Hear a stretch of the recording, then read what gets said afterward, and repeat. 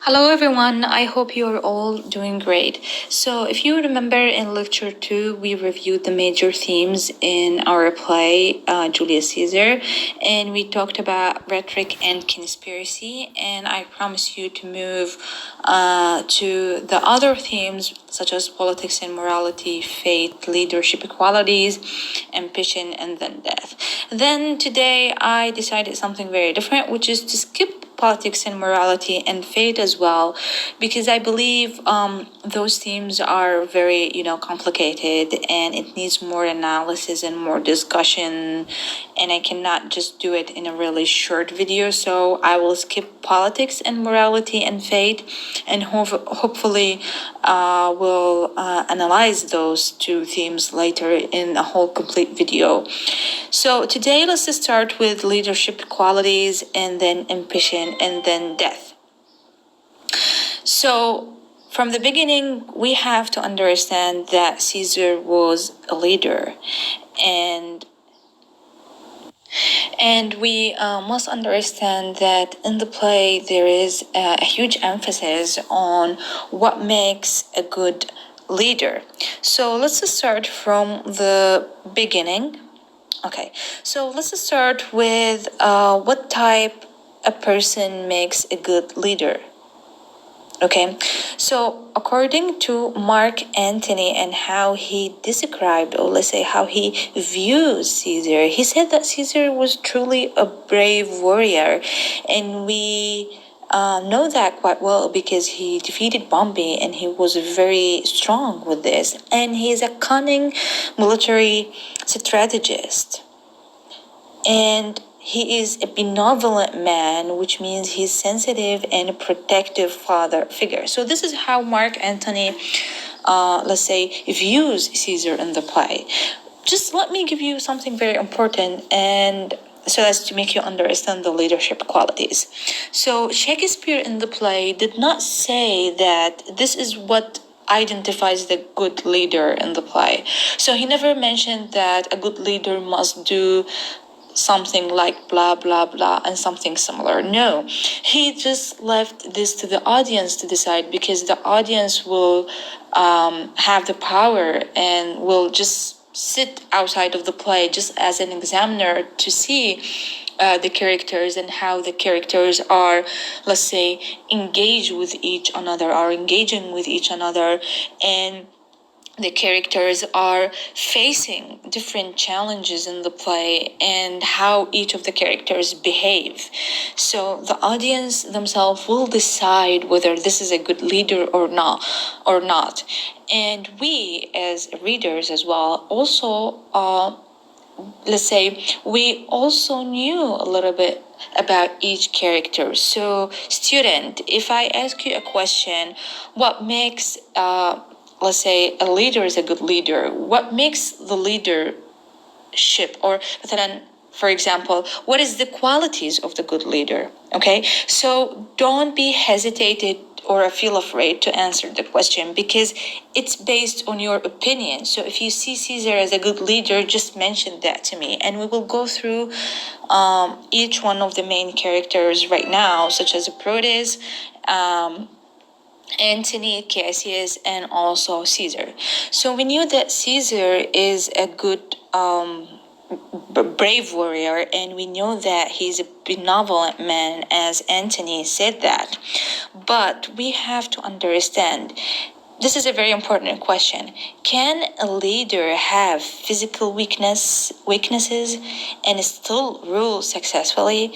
So this is very important. Why? This is very important question, because Caesar himself, if you remember in Act 1, one of his ear is deaf, like he cannot hear clearly. If you do remember, when he was speaking with Antony, he told him, come from this side, because this ear is deaf, I cannot hear you. Okay, and if you do also remember that when the people offered him the crown 3 times, he fall on the ground and he was shaking, which means that he had the falling sickness. And guys, what is the falling sickness? Falling sickness is a disease. So he was suffering from what we can call it.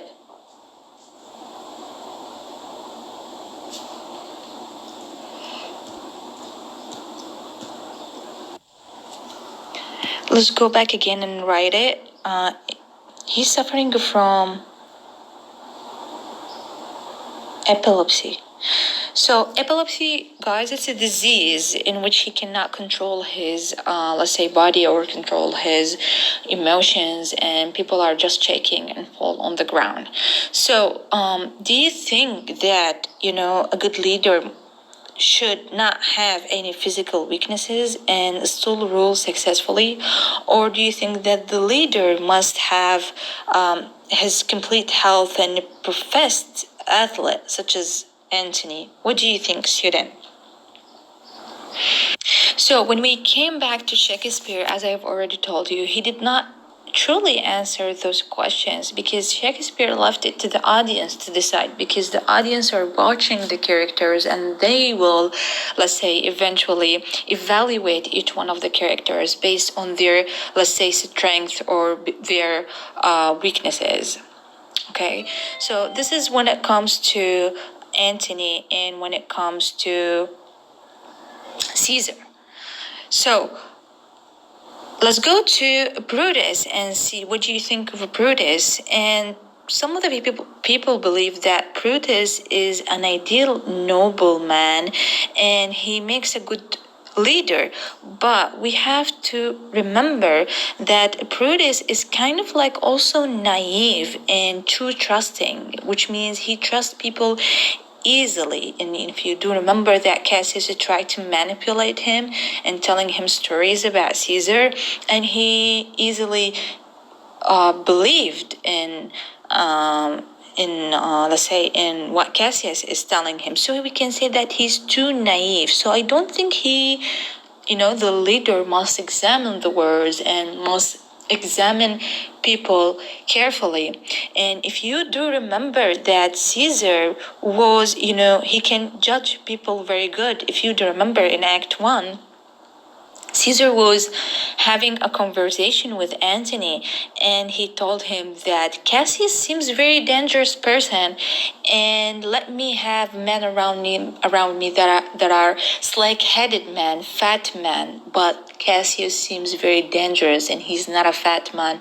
He has a dangerous look. If you do remember that, which means Caesar was very successful in judging people, and I do believe that this is one of the qualities of a good leader. But Brutus was, on the contrary, too naive, and he, as if he just blindly followed Cassius and the conspirators. Okay, so when you go back also to Shakespeare regarding the women roles in the play, so we will go to that information later, but Shakespeare did not really assign women to any leadership or to any leader qualities in the play, whether the role is very, let's say, dismissed kind of, or a little bit not as it is supposed to be as Brutus and as other characters. So when we come to Antony and examine his leadership qualities, we know that Antony was very close to Caesar, and he was actually in a position of leadership in the play. And he was his friend and he behaves loyal, but he's also deceptively cunning in a way that he deceived Brutus, telling him, I will speak in Caesar's funeral and I will not harm you, rather I will only praise Caesar and that's it.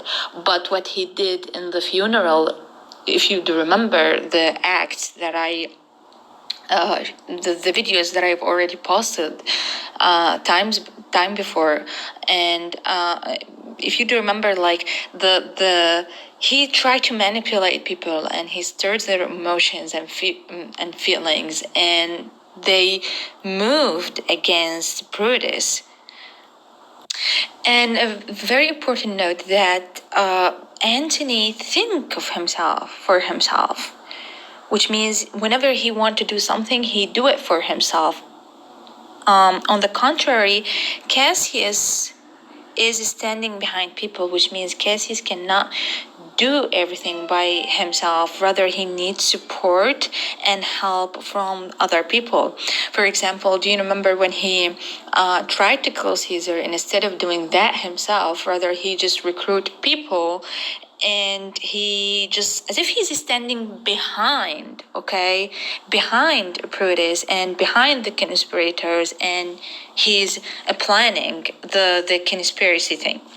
Okay, so ultimately, only the individual audience member or reader can decide whether Shakespeare recommends any of these characters as a model of a good leader, which means that Shakespeare left it to the audience or to the reader to decide which one of them is a good leader.